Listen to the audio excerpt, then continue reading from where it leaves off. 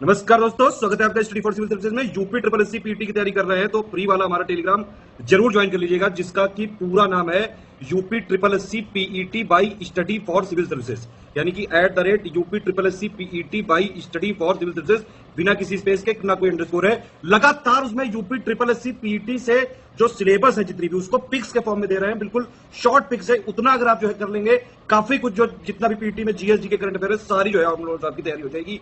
उसी में test series का भी लिंक मिलेगा, क्विज भी उसी में चालू कर दिया है। लगातार उसको फॉलो करके रखिए, लगातार आपके लिए लगे हुए हैं, आप देख रहे होंगे।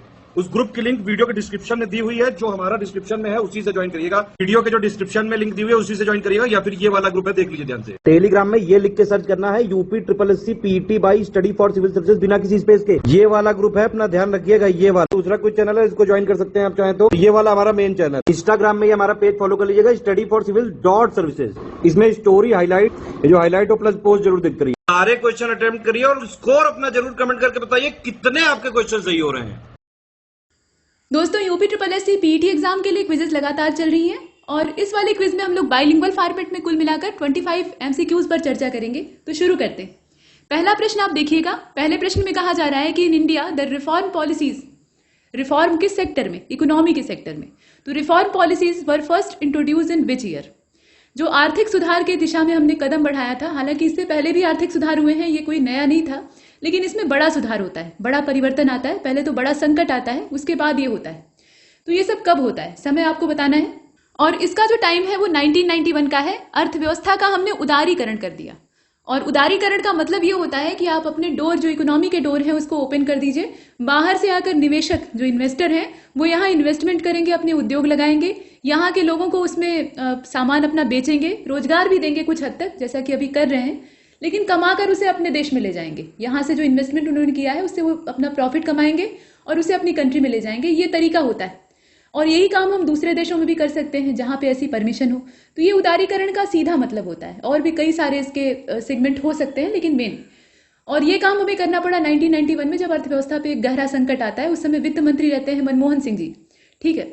तो ये काम होता है। और आगे बढ़ते हैं, अगले वाले प्रश्न को देखते हैं। देखिए प्रश्न संख्या 2, इसमें कहा जा रहा है, यहाँ अंग्रेजी वर्जन आप देखिए, क्योंकि हिंदी वर्जन थोड़ा डिस्टर्ब है। उसका आधा हिस्सा यहाँ आप देखेंगे और आधा हिस्सा यहाँ नीचे है। ये कोई क्वेश्चन नहीं है, माफ कीजिएगा, ये कोई ऑप्शन नहीं है बल्कि क्वेश्चन है, ठीक है। 2 लाइन है, क्वेश्चन है, ऑप्शन यहां से। इसमें कहा जा रहा है एक ब्लैंक स्पेस है जिसमें कि आपको एरिया भरना है।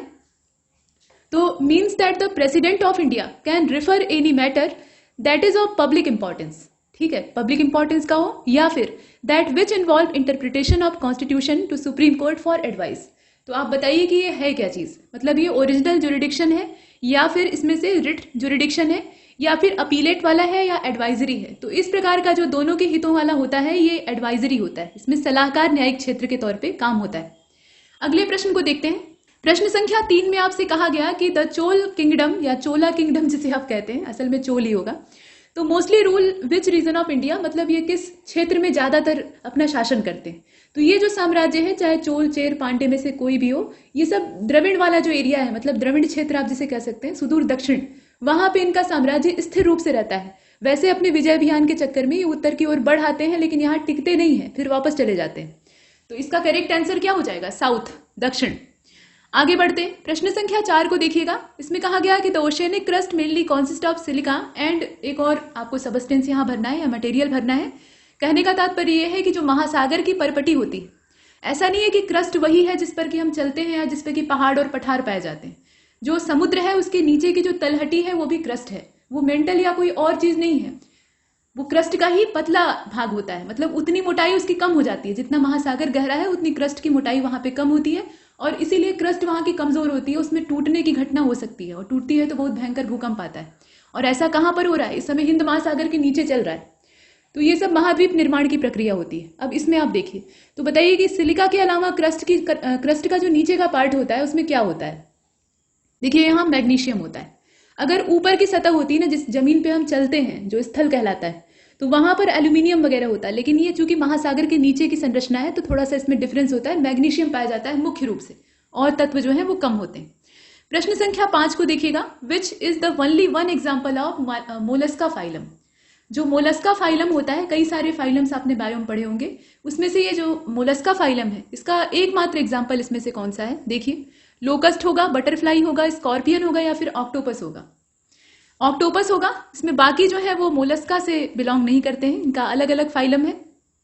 अब ये जो मोलस्का फाइलम होता है, इसमें पाई जाने वाली स्पीशीज की मेन तौर पे देखा जाए तो एक विशेषता होती है, इनका शरीर बहुत मुलायम होता है। ये सबसे पहली इनकी पहचान होती है। इतना ज्यादा मुलायम होता है कि आसानी से उसे कुचला या पीसा जा सकता है। ऑक्टोपस को देख लीजिए, ऑक्टोपस का शरीर भी एकदम मुलायम होता है, लेकिन बात यह है कि वो समुद्र की गहराई में पाया जाता है, तो उसको कवच बनाने की आवश्यकता नहीं पड़ती है। और बाहर या उथले पानी में गड़ही पोखरे में रहने वाले या उथली जो समुद्र का एरिया है वहां रहने वाले जो जीव होते हैं, जैसे सीपी है, शंख के अंदर जो रहता है, और छोटे वाले शंख में जो घोंघा रहता है, इस प्रकार के जो प्राणी होते हैं ना, ये भी मोलस्का से ही बिलोंग करते हैं। तो अब इनके सामने ये समस्या होती है कि उथले समुद्र में रहते हैं, पैरों से कुचले जाने या पीसे जाने की संभावना इनके साथ होती है, तो ये कवच बनाकर कैल्शियम का उसके अंदर रहते हैं। शरीर इनका बहुत मुलायम होता है। आगे बढ़ते हैं, ऑक्टोपस हो जाएगा। ऑक्टोपस चूंकि गहरे समुद्र में रहता है तो ये काला धुआं छोड़ देता है अपने शिकारियों को देखकर। इसके बाद देखिए क्वेश्चन नंबर 6, इसमें फिजिक्स का क्वेश्चन है, मैकेनिक्स का। कहा जा रहा है कि if the speed of an object moving along a straight line, जो ऑब्जेक्ट है वो कैसे मूव कर रहा है? स्ट्रेट लाइन में चल रहा है, सीधी रेखा में। कीप्स चेंजिंग, अगर उसमें लगातार बदलाव किया जाए, मतलब उसके पथ में बदलाव नहीं हो रहा है, बल्कि उसकी जो रफ्तार है उसमें परिवर्तन किया जा रहा है, कभी वो तेज चल रहा है, कभी धीमा चल रहा है, लेकिन चल रहा है एक सरल रेखा में, तो इस प्रकार की जो मोशन होगी उसको हम क्या कहेंगे? तो अगर ऐसा होता है कि वो एक सीधी रेखा में चल रहा है और उसकी जो रफ्तार है उसमें कोई चेंज नहीं आ रहा है, जैसे शुरू किया था उसी रफ्तार में उसने पूरा चलकर खत्म किया, तो वो यूनिफॉर्म मोशन हो जाता, ठीक है, यूनिफॉर्म लीनियर मोशन हो जाता। लेकिन अब यहाँ दिक्कत यह है कि इसकी जो रफ्तार है वो बदल रही है, तो इसका जो ऑप्शन होगा वो कौन सा होगा? नॉन यूनिफॉर्म लीनियर मोशन होगा। इस प्रकार से आगे बढ़ते हैं, प्रश्न संख्या 7 को देखिएगा। इसमें कहा गया कि the substances which reduce friction are called, जो फ्रिक्शन को रिड्यूस करने वाले सबस्टेंसेज होते हैं यानी पदार्थ होते हैं, उसको क्या कहते हैं? फ्रिक्शन का मतलब घर्षण, तो इसका करेक्ट आंसर हो जाएगा लुब्रिकेंट। मशीन के जो कल पुर्जे होते हैं जब जाम हो जाते हैं तो उसमें हम स्नेहक तेल डालते हैं ताकि वो फिर से अच्छे से चलने लगे, और ऐसा होता भी है। तो इसमें हम करते क्या है, जो फ्रिक्शन उसमें अप्लाई हो गया था, जो कि गति को एकदम रोक दिया था, उसको हम फिर से कम करके और गति को बढ़ावा देते हैं। असल में घर्षण बल जो होता है ना, वो मोशन का या मूवमेंट का रेजिस्टेंस करने वाला बल होता है, ये गति को रोकता है। जैसे हम चलते ही हैं जमीन पर तो घर्षण बल हमारी गति को धीमा करता है और हमें फिसलने से भी बचाता है। इसके बाद आगे चलते हैं, प्रश्न संख्या 8। यहां अकबर की उम्र पूछी जा रही है जब वो सम्राट बना था, तो बहुत कम उम्र में उसे गद्दी संभालनी पड़ती है और अपना शासन का काम देखना पड़ता है। यही कारण है कि वो पढ़ नहीं पाता कायदे से, लेकिन उसके बावजूद वो योग्य शासक रहता है अपने वंश का। तो इसमें आप देखिए 13 वर्ष की जो अवस्था थी उसमें वो सिंहासन पर बैठता है। 13-14 एक अप्रॉक्सीमेट यहाँ बताया जाता है। पानीपत का दूसरा युद्ध होता है और उसके बाद अकबर का जो शासन है वो कायदे से स्थापित होता है। हेमू के साथ बैरम खां के नेतृत्व में अकबर की जो सेना है वो लड़ती है, और उससे पहले उसके पिता हुमायूं के समय में शेर शाह सूरी की वजह से अव्यवस्था हो गई थी, सूरवंश बीच में आ गया था। तो हुमायूं अंत में साम्राज्य अपना वापस तो पा लेता है, लेकिन बहुत दिन तक खुशी नहीं मना पाता, पुस्तकालय से लुढ़क के उसकी मृत्यु हो जाती। इसके बाद आगे चलते हैं, प्रश्न संख्या 9 को देखिए। इसमें कहा जा रहा है कि what is the unit of calorific value, जो कैलोरीफिक वैल्यू यानी ऊष्मीय मान होता है उसे हम किस मात्रक के द्वारा रिप्रेजेंट करते हैं? तो यहाँ जो करेक्ट मात्रक होगा, इतना सिंपल ऑप्शन दिए हैं कि आप आराम से गेस कर सकते हैं, किलो जूल पर केजी होता है। इस प्रकार से हम देखते हैं। आगे बढ़ते हैं, अगले प्रश्न को देखिए। यहाँ आपसे पूछा जा रहा है कि जो महमूद था, मतलब महमूद गजनवी, यहाँ चूंकि पूरा नाम इसलिए नहीं दिया है कि आप ऑप्शन आराम से पकड़ लेंगे, इसीलिए उसका आधा नाम दिया है। तो महमूद गजनवी ये कहाँ का शासक था? गजनी का रहने वाला था। गजनी का गजनवी, आप ऐसे इसे गेस कर सकते हैं, ठीक है, गजनी का रहने वाला था। इसके बाद अगले वाले को देखते हैं। एक विद्वान आदमी था और एक योग्य शासक था, वहां पे इसने अपना साम्राज्य स्थापित किया था, विद्वानों का ये सम्मान भी करता था। लेकिन भारत में जब आता है तो यहाँ उसकी हैसियत एक लुटेरे की होती है, क्योंकि उसकी मंशा लूटना होता है। यहाँ साम्राज्य स्थापित करने वो नहीं आता है, साम्राज्य स्थापित करने आता है तो वो आक्रमणकारी होता है जैसे अन्य थे, लेकिन वो लूटपाट करने के पर्पज से आता है। इसके बाद 11वें को देखते हैं। यहाँ कहा जा रहा है कि as the river enter the plain is twist and turn forming large bend, मतलब कहने का तात्पर्य यह है कि जब नदी पहाड़ों से उतरकर मैदानी इलाके में प्रवेश करती है तो उस समय वो मोड़दार मार्ग से बहने लगती है। तो ये जो संरचना होती है इसको क्या कहा जाता है?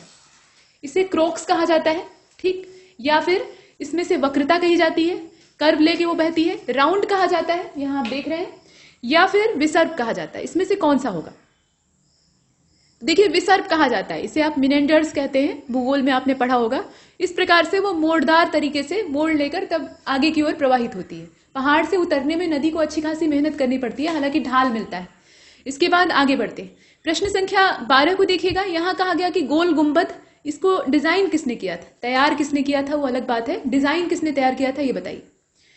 तो इसमें आप देखिए उस्ताद अहमद खां लाहौरी का नाम आता है, लाहौर के रहने वाले थे, इन्होंने नहीं किया था, ये दाबुल के याकूत थे। थोड़ा सा वास्तुकारों में कंफ्यूजन होता है तो आप क्लियर इसे कर लीजिएगा। एनसीईआरटी जो ओल्ड एनसीईआरटी है वहां पे आपको इसके अच्छे खासे विकल्प मिल जाएंगे। बाकी जो फुटकर किताबें बाजार में प्रचलित हैं उनमें तो अलग अलग तरह के विकल्प दिए रहते हैं, तो उसमें आपको कंफ्यूजन होता है। कहीं भी अगर भ्रम की स्थिति हो तो आपको एनसीईआरटी की बुक उठानी चाहिए। इसके बाद आगे चलते हैं। डी वाले का हमने देखा। इसमें 13वें को देखिए। इसमें कहा जा रहा है कि मैग्नीशियम को जलाने पर क्या बनता है। तो मैग्नीशियम को अगर आप जला देंगे तो भस्म बनेगी, और क्या बनेगा। इसके बाद 14वें को देखिएगा। यहाँ पर कहा जा रहा है कि सार्क एग्रीकल्चर सेंटर, जिसे कि सैक कहा जाता है, ये किस सिटी में स्थित है, मतलब कौन से शहर में स्थित है। तो यहाँ देश का नाम ना पूछकर शहर पूछा जा रहा है। ढाका में उसकी लोकेशन है, और ढाका का मतलब आप समझ रहे हैं, ये बांग्लादेश की बात हो रही है। आगे बढ़ते हैं। यहाँ देखिए कहा गया कि फायर एक्सटिंग्विशर जो मतलब अग्निशामक यंत्र होते हैं वो किस प्रकार की गैस को रिलीज करते हैं। तो उसे यहाँ अगर देखा जाए तो हमें बस ये पता होना चाहिए कि आग के बढ़ने का या आग के जलने का विरोध कौन कौन सी गैसें करती हैं। ऑक्सीजन अगर रहेगी तब तो वो और ज्यादा आग लगा देगी, आग को एकदम घी डालकर भड़का देगी। देखिए नाइट्रोजन जो होती है वो आग को नियंत्रित करती है, और कार्बन डाइऑक्साइड आग को बुझा देती है। ये दोनों गैसें यहाँ आग की विरोधी हैं, तो दोनों का इस्तेमाल अग्निशामक के तौर पे होता है। लेकिन यहाँ चूंकि विकल्प दिया है कार्बन डाइऑक्साइड, जो कि ज्यादा इस्तेमाल होती है।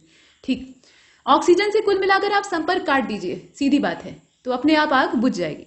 इसके बाद आगे बढ़ते हैं। देखिए प्रश्न संख्या 16वें को आप देख रहे हैं। इसमें अंग्रेजी का क्वेश्चन है, out of 4 alternative choose the one which can be substituted for the given sentence. अब यहाँ एक सेंटेंस दिया है, एक्सेसिवली लेंदी स्पीच।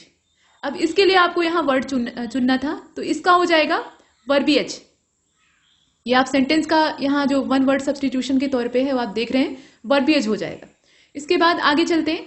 प्रश्न संख्या 17 को देखिए। Below are given alternative to quoted part at ABCD, मतलब यहाँ पे ABC है, और डी वाले में ये कह दिया गया है कि नो इम्प्रूवमेंट। तो सेंटेंस में कुल मिलाकर आपको इम्प्रूवमेंट देखनी है। जो सेंटेंस है उसको पूरी तरह से एकदम परफेक्ट बनाना है, तो उसके लिए कुछ जगह जो शब्द दिए हैं उसमें सुधार की आवश्यकता है। अगर सुधार नहीं चाहिए होगा तो आप डी को चुन लीजिएगा। फिलहाल सेंटेंस को देखिए।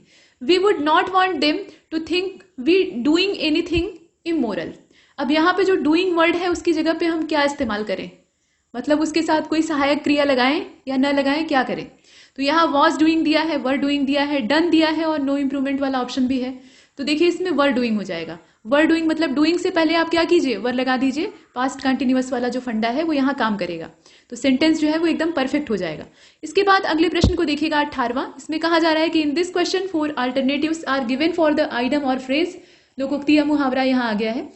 Choose the alternative which best express the meaning of item, मतलब यहाँ जो लोकोक्ति दी है या मुहावरा दिया है उसका आपको अर्थ खोजना है। कुल मिलाकर इतना 2 लाइन में यही समझाया है।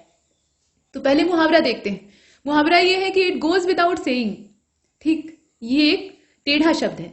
अब इसमें आप देखिए इसका अर्थ कौन सा होगा। इट गोज विदाउट सेइंग, तो something which is implied to be obvious. ठीक, ये इसका मतलब होगा। इट गोज विदाउट सेइंग, तो इसका मतलब क्या है, something which is implied to be obvious. इसके बाद अगले वाले को देखते हैं। अगले वाले में कहा जा रहा है कि out of 4 alternative choose the word opposite in meaning to the given word, मतलब जो शब्द यहाँ दिया है उसका अपोजिट आपको तलाशना है। तो यहाँ पर क्या दिया है, कैनोनिकल दिया हुआ है, और कैनोनिकल का जस्ट अपोजिट क्या होगा, ये हो जाएगा अनऑर्थोडॉक्स। यहाँ आप देखिए अनऑर्थोडॉक्स। इसके बाद अगले वाले को देखते हैं। प्रश्न संख्या 20 में कहा गया कि out of 4 alternative choose the one which best express the meaning of given word, और यहाँ पे दिया है फोनेटिक। तो फोनेटिक के लिए आपको यहाँ अल्टरनेटिव चुनना है, मतलब इस वर्ड को बेहतर तरीके से एक्सप्रेस करने वाला दूसरा शब्द आपको तलाशना था। मतलब एक तरह से समानार्थी आपको खोजना है, लेकिन वो इससे सटीक मैच करना चाहिए। तो इसका हो जाएगा स्पोकन।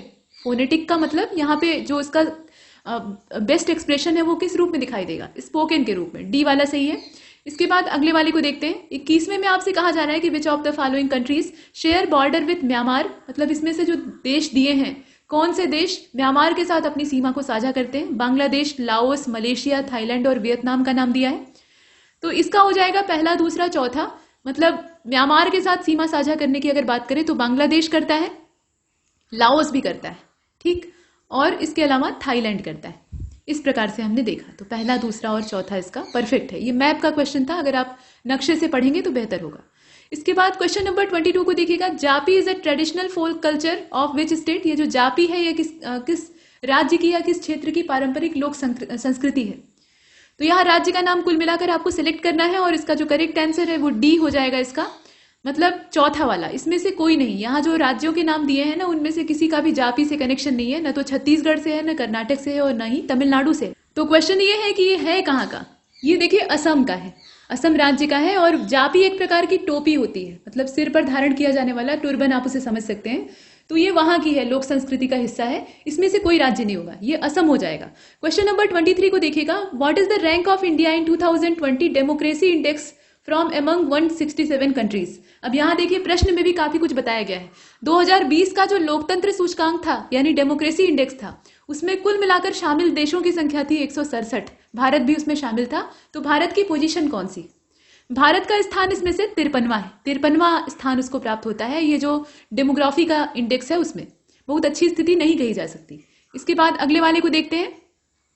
ये देखिए पंडित दीनदयाल उपाध्याय, इनकी पुण्यतिथि को किस रूप में मनाया जाता है? याद रखिएगा ये इनकी डेथ एनिवर्सरी है। तो अब बताइए, सद्भावना दिवस तो राजीव गांधी का है, समर्पण दिवस, पराक्रम दिवस और शहीद दिवस है। इसका जो करेक्ट आंसर है वो समर्पण दिवस हो जाएगा। ठीक, विश्व हिंदू परिषद और इसके अलावा बीजेपी से दीनदयाल उपाध्याय जी का संबंध था। और असामयिक इनकी मृत्यु हो जाती है, मतलब ट्रेन में सफर करते हुए एकाएक देहावसान होता है। अब कोई जान नहीं पाता है कि कैसे मृत्यु हुई थी। तो बी वाले को हमने देखा। इसके बाद अगले वाले को देखते हैं। प्रश्न संख्या 25 को देखिए, the headquarter of Asia Pacific economic corporation, मतलब एपेक जिसे आप कहते हैं, ये कहाँ पर है? इसका मुख्यालय आपको बताना है। तो जितने भी बड़े बड़े संगठन या ऑर्गेनाइजेशन है उनके हेडक्वार्टर आपको पता होने चाहिए। देखिए सिंगापुर में एपेक का जो हेडक्वार्टर है वो सिंगापुर में। यहां तक आपने देखा, इसका फुल फॉर्म भी पूछा जा सकता है, तो आप ध्यान दीजिएगा, एशिया प्रशांत आर्थिक सहयोग संगठन, ये इसका नाम होता है।